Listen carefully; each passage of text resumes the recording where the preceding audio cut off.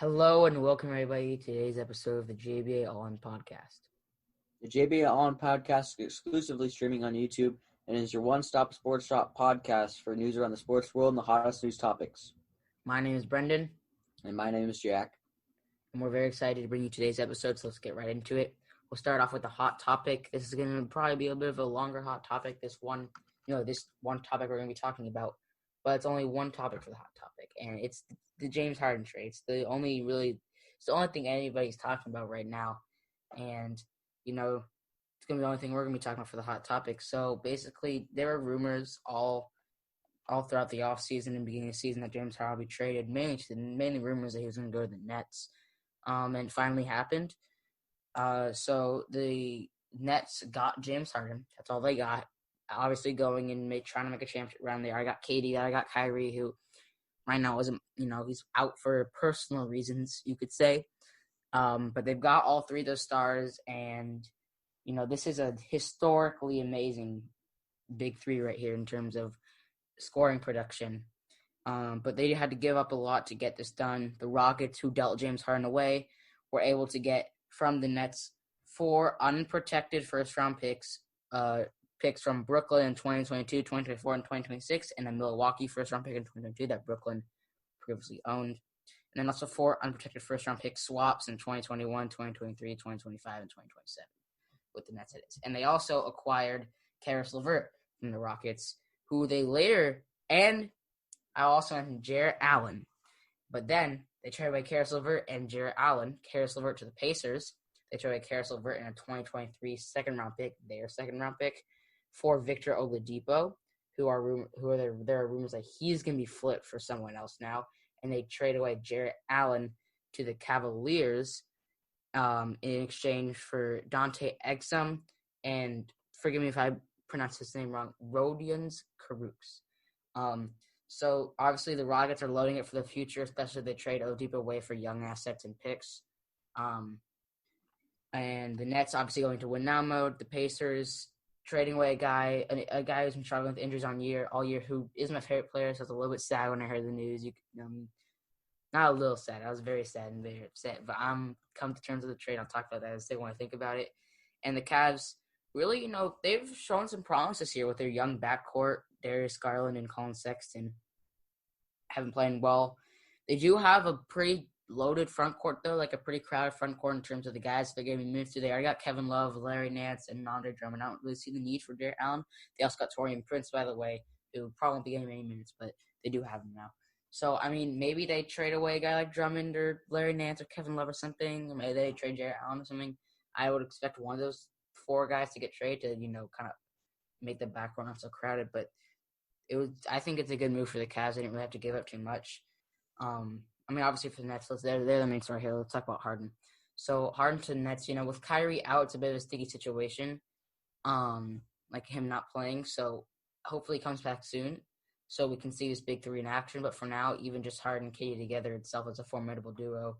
And when Kyrie gets back, it's going to be even more formidable. And they're going to be easy, if not, title favorites, Eastern Conference favorites, just because of how, unbelievably stacked this team is going to be. They're not going to have much depth, especially with Spencer Dinwiddie being out for the season. But this star power alone, if you take, James Harden has been consistently averaging 30-plus points per game a season for the past few years. Kyrie Irving, we know what he can do with the ball. He's at, and KD's obviously an amazing scorer. He's averaging, even after the injury, he's averaging, I believe, 26, 27 points per game. Kyrie just up there with him. So these guys together in the scoring, their scoring efficiency, is enough to beat some teams on some nights. Defense might be a little bit of an issue, but they should, especially getting rid of Jarrett Allen, but they should be okay. This is going to be an offensive team. They're going to try to beat you just by scoring all over you, and this team is going to be loaded. You can say all you want about how they're going to have no defense or they're going to have no bench, but the NBA, you can rely on your stars a little bit more than you can, in the NFL or the MLB per se. So this team is still going to be a powerhouse easily, and they're still going to be a contender. Maybe, chemistry does have an effect. Sometimes chemistry does become an issue, like we saw with the Clippers last year. But if these guys can mesh really well, it's going to be very scary. For the Rockets, I had said before, they're looking for the future. They're going into a rebuild mode. If I'm a Rockets fan, I hope that you flip Oladipo because as a Pacers fan, he's not that young. He's 28. He's also dealing with injuries. Like, he doesn't really have much potential to grow, and he can't play back-to-back games. If you have one, he can't play back-to-back games. He just can't. He doesn't. And he said that he wanted to be traded to the Heat, so he probably won't, with the Pacers, he wasn't fully invested in that team, and he probably won't be fully invested in your team. So if I'm a Rockets fan, I kind of want to flip Oladipo. All the picks you got, everything, that has to be great. And, for a Rockets fan, knowing they're going into a rebuild right now. And then and you also got John Wall, too, who you could potentially trade if you really want to go into a true rebuild. And then for the Pacers, as a Pacers fan, I was initially not happy with the trade, as my favorite player is Victor Oladipo, and I thought, he's the third best player on the team. He brings great scoring efficiency. He's made improvements in his catch and shoot game. He's gone up from under 30% from catch and shoot threes to over 40% on catch and shoot threes, and he's really been meshing well playing off ball with Brogdon and Sabonis. Then again, he can't play back-to-back games, not fully invested.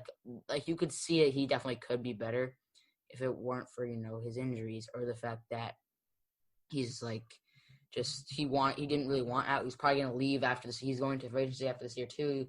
The Pacers probably weren't going to give as much as he wanted. And Karis LeVert, a 26-year-old who can get you, a lot of points on some nights, is probably a good replacement for him. And he also got a pick. There's that too.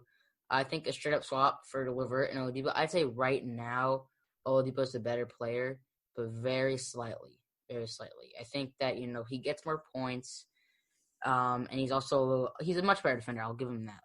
Oladipo is a very good defender. He made, made all defensive teams for a reason. But LeVert is going to be, I think, a great third option for the Pacers. You got rid of Oladipo, but you immediately replace him with a guy, Karis LeVert, who is just as good, and he's also just a little bit younger as well. And then for the Cavs, like I said, crowded front court, but, you got lots of young talent in that front court with Larry Nance and Jared Allen. You could probably trade one of those veterans away to a contending team for, picks, maybe some more young assets, and you'll be looking good. I don't know what to think about this trade, honestly. I have a very strong opinion when it comes to what the Nets are going to be like, but I think for some teams, the trade was great. The Rockets, you get a lot of first-round picks. You get 4 first-round picks and 4 swaps. And you get, you get Oladipo, who you're probably going to flip. And if you do flip, you're going to get good value from him. So the Rockets overall, I think, took a dub here because if those picks end up panning out, especially the later ones, like 24 to 26, when the Nets miss their window, I think those would be great. Pacers get LeVert. He's a little bit younger than Oladipo. He could be better on nights, but he's inconsistent, and you get a second-round pick, which is not bad.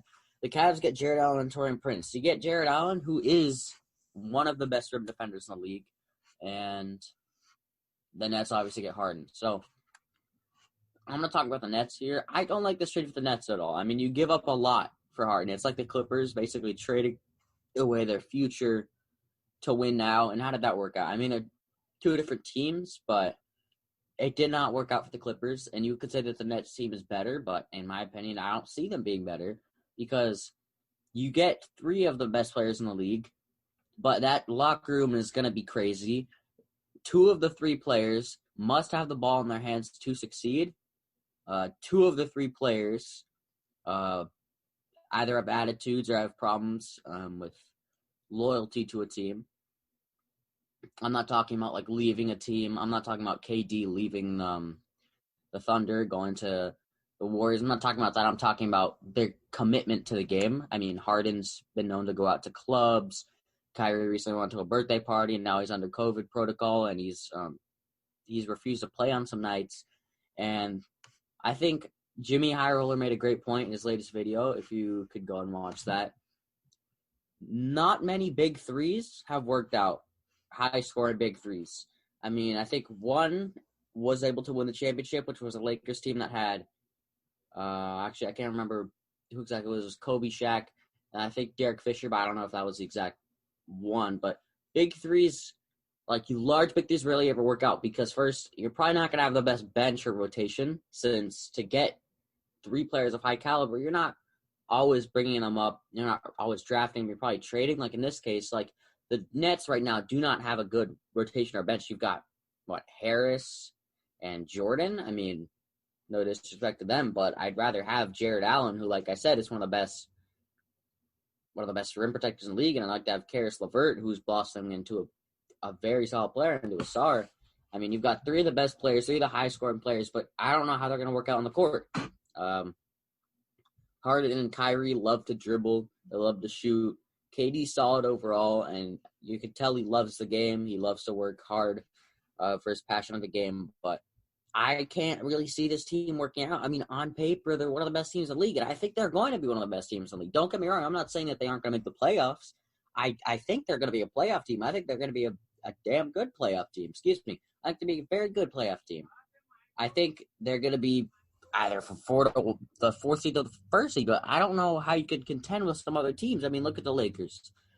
You've got a big 2. You've got 2 top 3 to top 5 players in the league, in my opinion. AD's not having – he's not having a terrible season, but he's not having a phenomenal season. Like, I predicted him being the MVP. It's still very early into the season, but he's not looking like the MVP right now. But you've got LeBron. You've got AD. When they're at their peak, they're 2 top 3 players in the league. And then you've got an interchangeable 3rd player. You've got Kuz. You've got Schroeder. You've got Montrezl Harrell. I mean, when you read out the players that aren't LeBron and AD on the Lakers, I mean, these players are great in their own rights. Schroeder, Harrell, Kuz. You've got guys like Marc Gasol. You've got young guys like Talen Horton-Tucker. They've got some sort of a future. I mean, Kuz is a little bit older, but he's going to be there in the future when he's the first option. Talen Horton-Tucker is going to get a big payday. He's going to get a big bag, and he's going to be great in the future. But the Nets don't have a future, and they don't have a bench or rotation. They do not have anyone else that can pick up the slack, especially when 2 of your players are ISO players. I mean, sure, I can see Kyrie and KD working out. I mean, you've got Kyrie who loves to ISO. He's a phenomenal ball handler. He can shoot the ball. And you've got KD who's one of the best players in the league, probably top 10, top 15 all time. I mean, and one of those players is going to have to be less of a star. Jimmy Iroller also mentioned this in his video. Many big 3s that were successful, one of those stars had to take a lesser role. Chris Bosh, Dwayne Wade, LeBron James. Chris Bosh was a phenomenal player before he went to the Heat. He was a number 1 option. He was a star. He was a superstar. Then when he went to the Heat, you had LeBron and you had Dwayne Wade, 2 of the best players of all time. So Bosh had to step down, and his personality didn't clash. His personality let him go. He was working. He was a hard worker. He was willing to do stuff for the team, and look at them. They succeeded. Or when you look at teams historically that have big 3s, one of the players is always submissive. Chris Bosh on that team. I mean, you've got LeBron. You've got Dwayne Wade. Those are LeBron, Dwayne Wade. Those are 2 of the best players of all time. And Bosh, who was a first option, he was a superstar before he came to the Heat. He had to step down a little bit, and his personality allowed for it. I mean, he would work. He was a hard worker, and he didn't mind it. And they succeeded. They succeeded. Tim Duncan, Tony Parker, Manu Ginobili. Look at those teams. They won championships too. And one of the players I wanted to step down, obviously not Tim Duncan. And I'm saying for this Nets team, it would be perfectly fine if one of the players was willing to step down. If one of the players was willing to take a lesser role. If one of them was willing to be the 3rd option, 3rd star. But I can't see that happening. You can't make KD the 3rd star because he's the best player on the team, in my opinion, no doubt. Harden and Kyrie, I don't think either of their personalities, and I just don't think one of them could be the 3rd star because both of them are phenomenal players when they have the ball and when they're first or 2nd option, but still getting the ball a lot. I can't see this working out, but if it does, I mean, you can look back on this video, make fun of me for it, but I think the Nets team isn't going to work out as well as it can. I mean, I think it's a very risky move, trading away your future for a win now, or to win now, when you've got some of the scariest teams in history, or in recent history. I mean, the Lakers are very scary. Coming off a championship, they're the favorites, in my opinion. Now they're favorites in the West. You got the Bucks, who are always good. Denver's picking up some heat, and if they can play well, they're going to be a great team.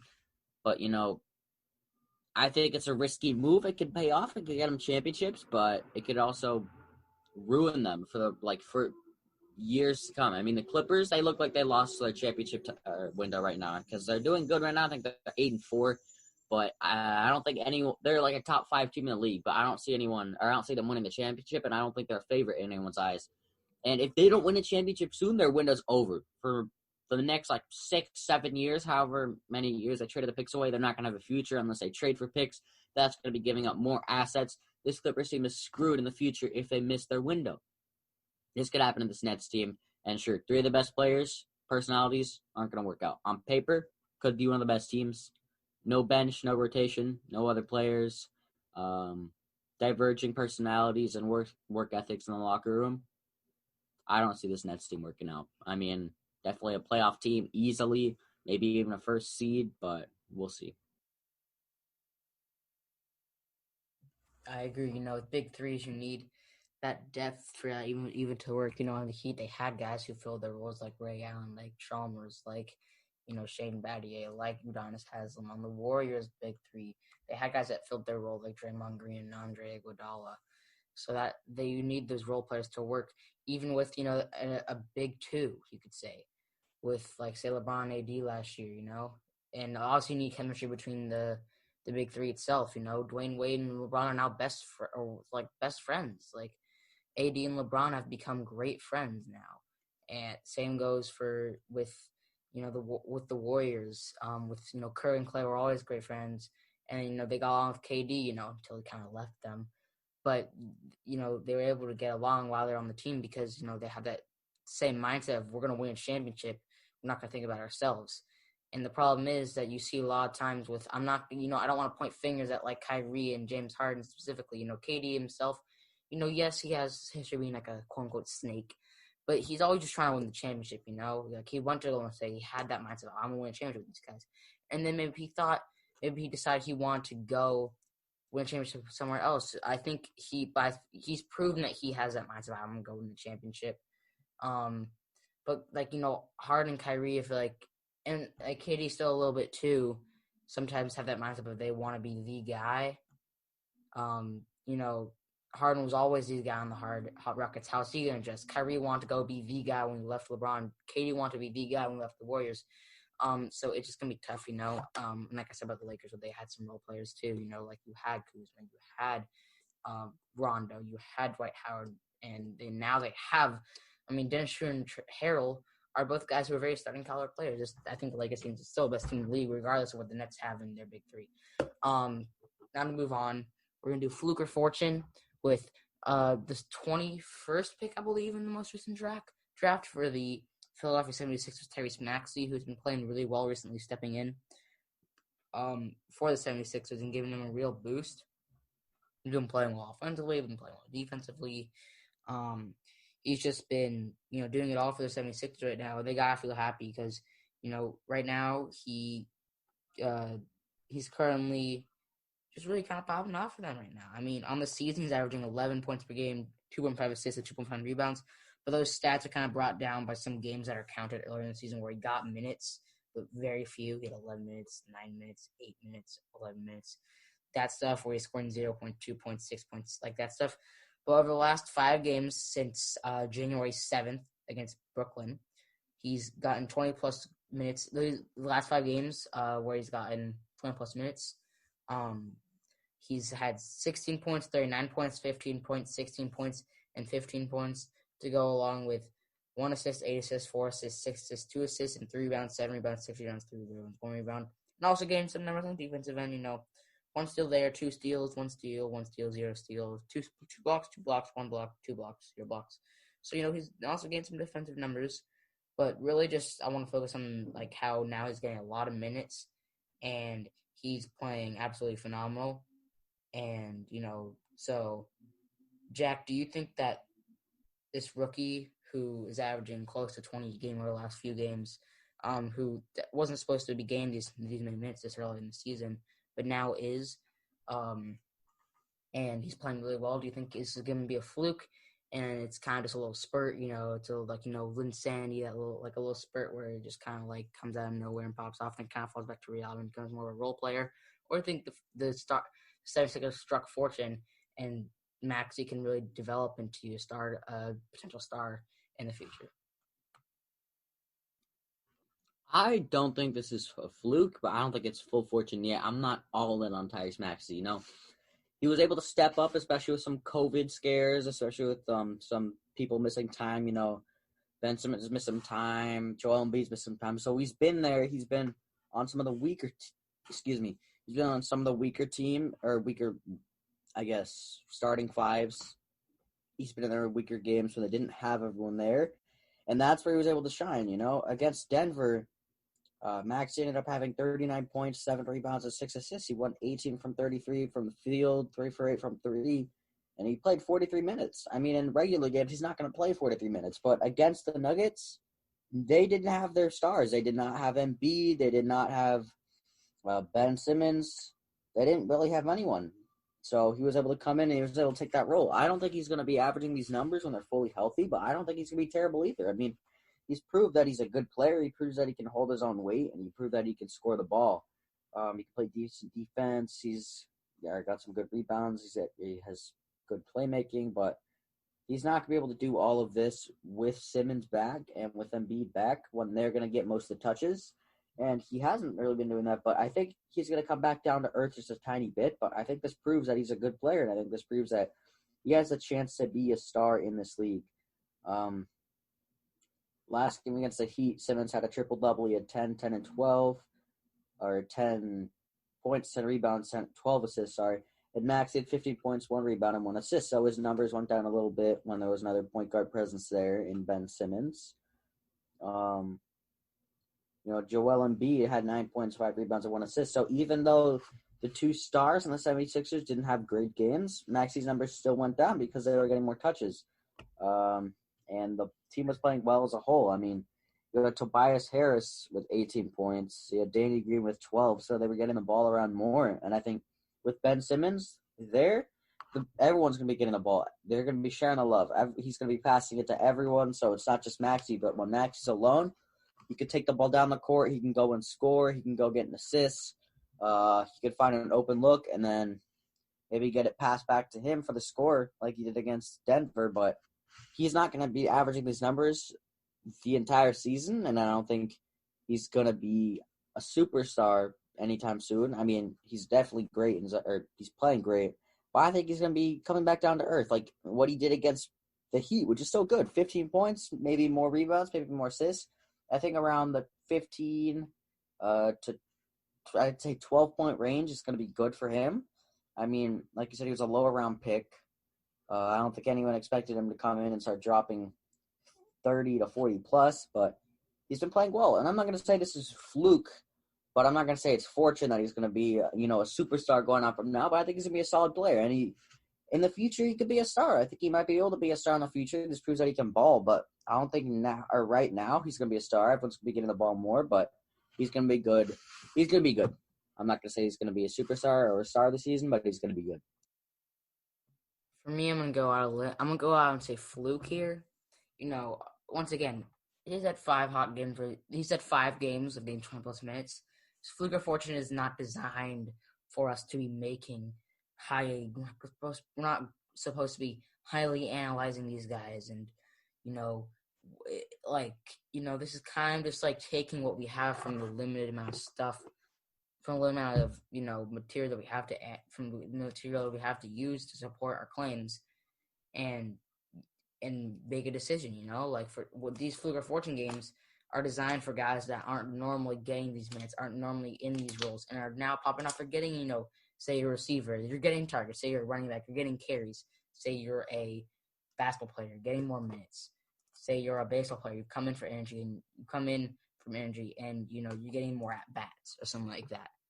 So it's not like, and since we do it weekly, for example, we normally won't have more than 7 games maybe on a guy to judge from of them actually getting good, playing time or at bats or targets or carries or whatever the sort.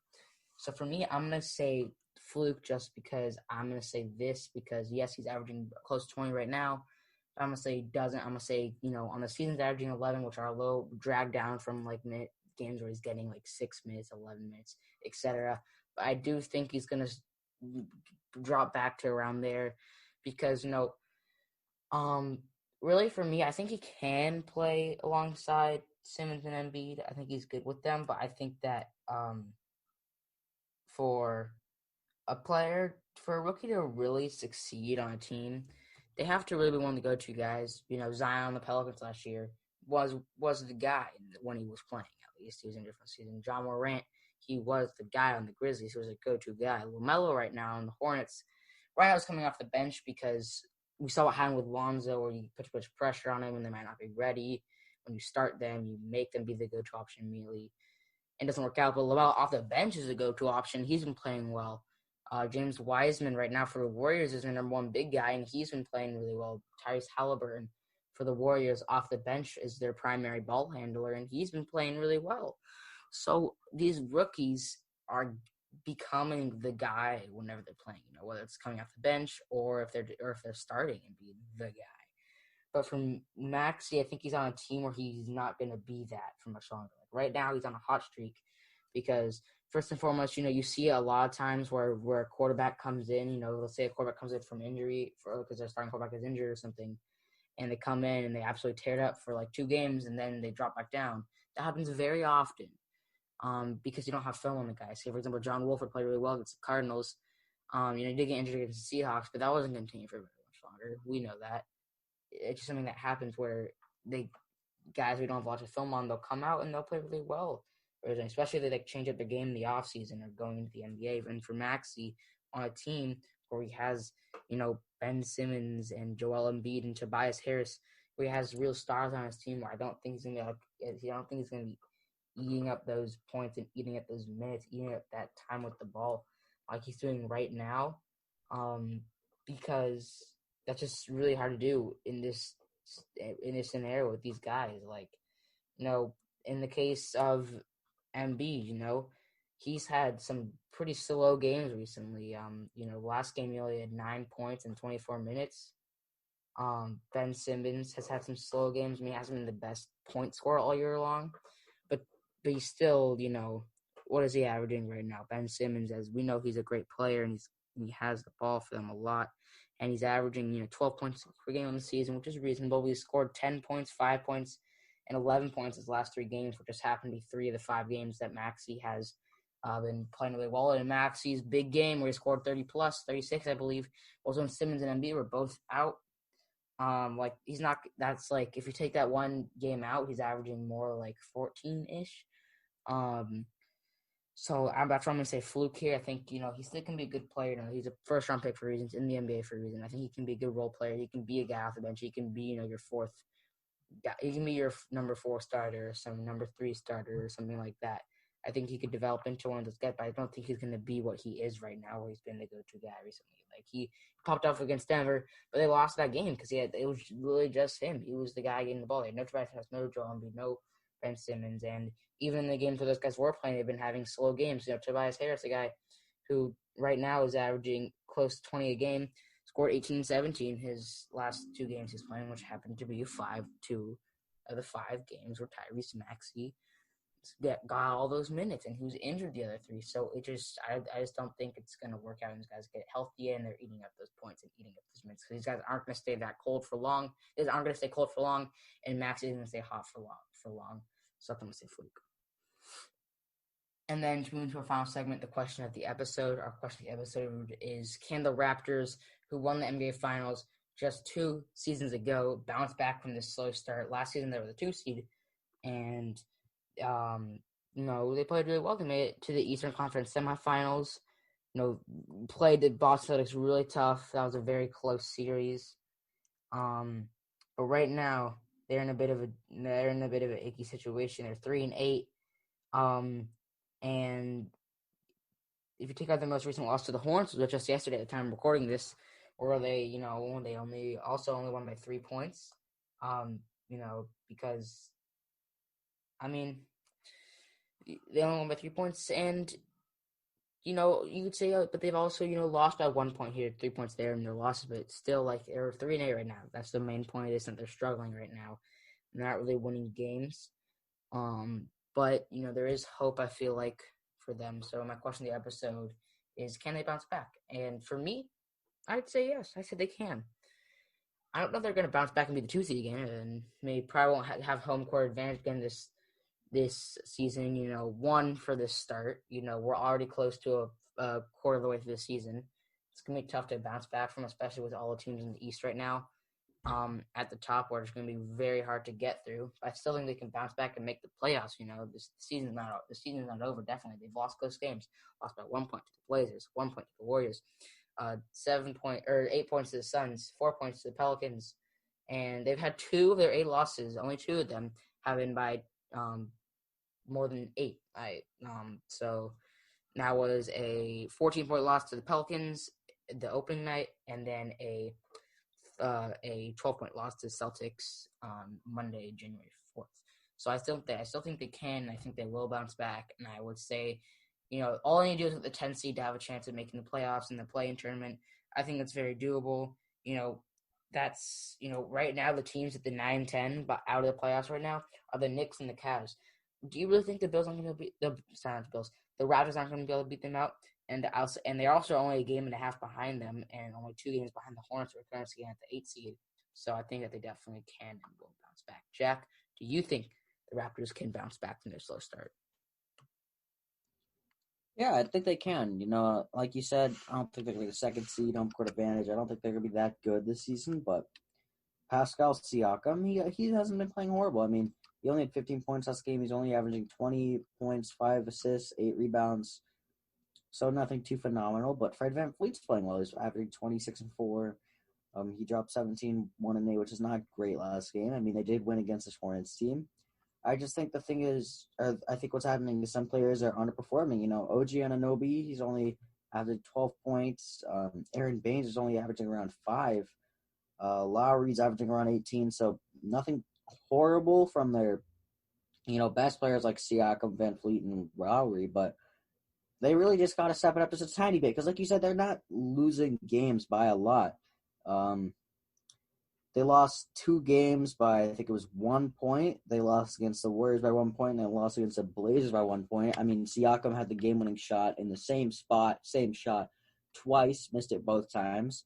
They beat the Kings in dominant fashion, They did beat the Hornets, but not by a lot, only by 3 points. But, I mean, they're not losing by a lot. They're losing against good teams. Pelicans, Celtics, Suns, Warriors, Trailblazers, those are all very good teams. I mean, Suns are one of the best teams in the West.